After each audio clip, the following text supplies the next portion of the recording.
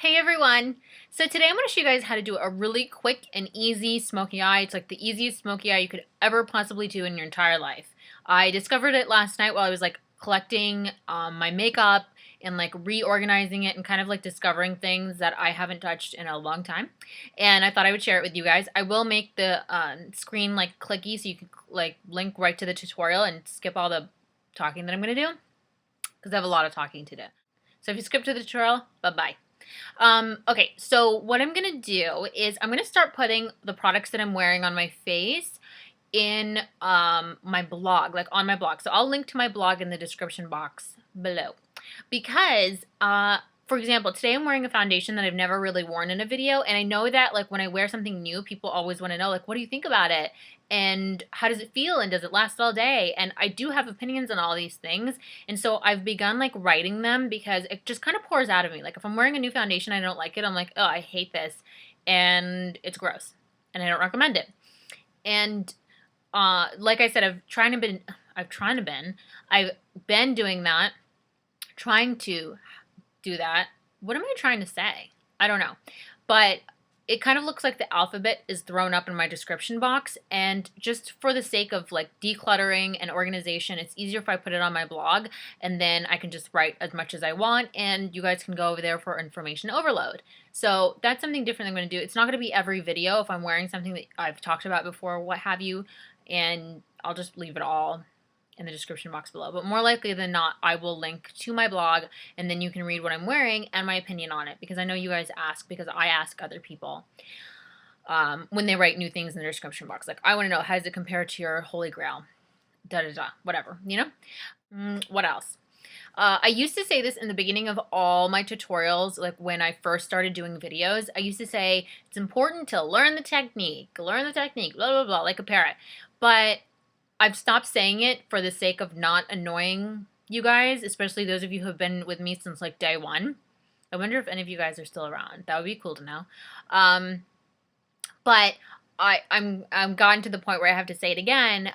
The most important thing that you can learn from YouTube is how to adapt looks to yourself. So if I do something like, let's say I use my finger to do something and you couldn't possibly use your finger because you don't have enough eyelid space, like don't feel guilty about using a brush.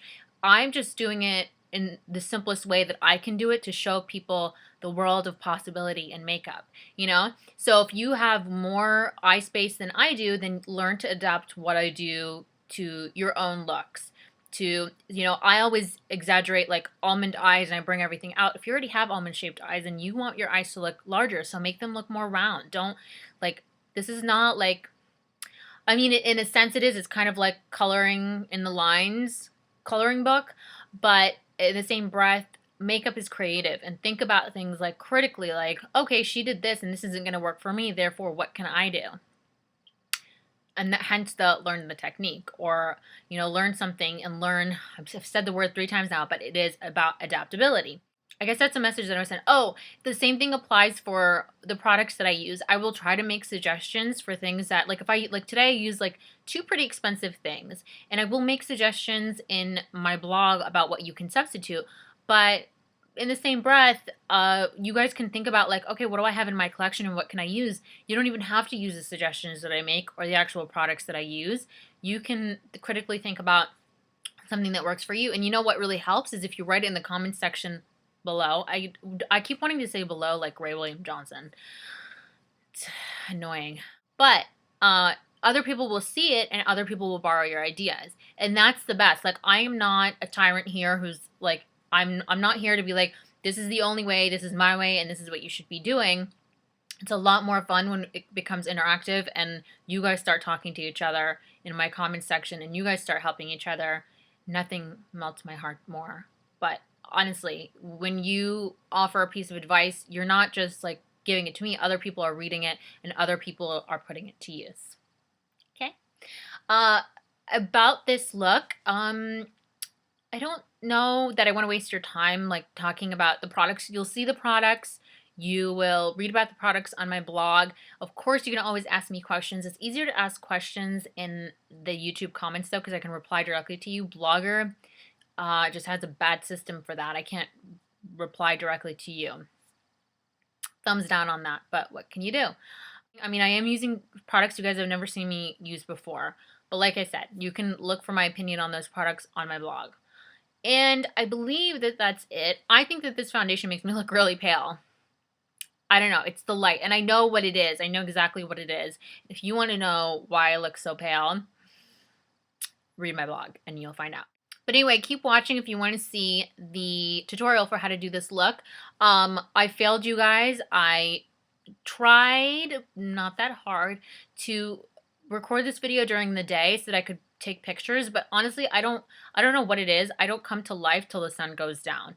And right when I was like done making this video was when like sunset was over and it was dark outside, and the best light to photograph makeup in, especially like this kind of stuff, this glittery stuff, is in daylight in my window, and I missed it and I failed you guys and I'm sorry. I'll try harder next week or the week after that or whenever I do another look. Just so you guys get an idea, it's like a brown with gold sparkles all over it. And you'll, I guess it doesn't help if I'm like, gold sparkles. Can you see anything? No. I'm talking too much. Bye guys. Love you. I like to work backwards when I'm putting like cream products on my eyes because blending into your crease and stuff gets difficult if you try to do it after. So I'm just going to take the CoverGirl Quad in Coffee Shop and apply this warm brown in my crease. I really don't use brushes in this tutorial, so you get to see me use my fingers. And apply this in my crease. Now you can be messy with this because we're going to go back and cover the lid completely with like a cream base. It's actually an eyeliner, but if it gets on the lid, it's no big deal. What's important is that you're blending into the crease and blending upwards and out, or adapting this to the shape of the eye that you want to create. Then I'm going to take a flesh toned eyeshadow. This is from the Greed palette from Wet n Wild, and I'm going to take this right here and apply it to the brow bone.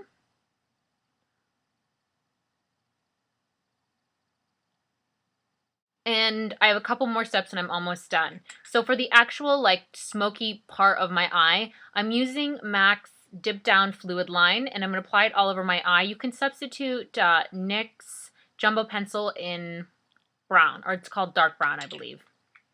And I'm just going to use my finger and apply this all over my lid, concentrating the color on the bottom and then like building it up. I don't want to lay my finger too close to my crease.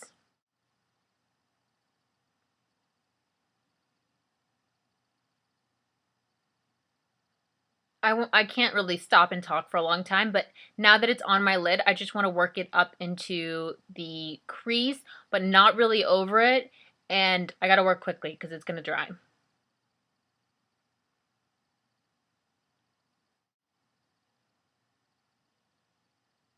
I'm happy with this intensity, but you can go back and build it up until you get a darker brown. So this is as dark as the brown will go. And all you need to do is just layer it to get a darker brown, but I'm happy with this, and I'm going to apply the glitter over.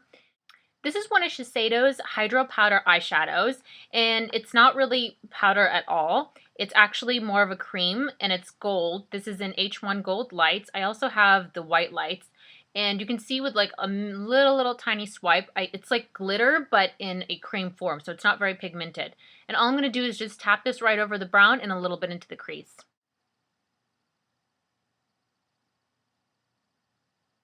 To make sure that my eye stays defined, I'm going to go back and line my lower lash line, and I'm using Dark Horse out of the Naked palette because it kind of continues that gold flecks in a brown shadow theme.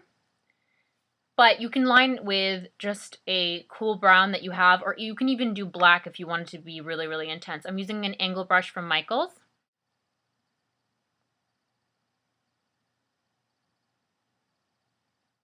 All you need to do now is line your eyes and put on a mascara. And I applied false lashes. They're very natural looking, so they make my eyelashes look more full than anything because I don't want it to look extravagant. The final look is the look that you saw in the beginning of this video. Thank you guys for watching. Bye!